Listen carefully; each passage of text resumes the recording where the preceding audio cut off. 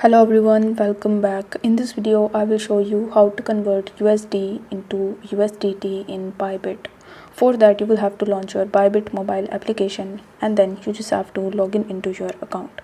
Now, once you've successfully logged in, you need to tap on this More tab on the home page and then you will be landed on this Services page. Now, over here, you just have to scroll down and then tap on Buy Crypto. Once done, you will be landed on this one-click buy page where you will have to first select your currency into USDT. For that, you need to tap on this drop arrow button and after that, you will have to search for USD. Then in the top, you will have to select it as USDT. Afterwards, you need to enter the amount of USD that you want to convert into USDT. Then you need to press next. Then on the next page, you just have to select the payment method and after that you need to tap on the deposit button at the bottom, and this way you will be able to easily convert your USD into USDT on Bybit. If the video was helpful, then don't forget to like the video and subscribe to the channel. Thank you so much for watching.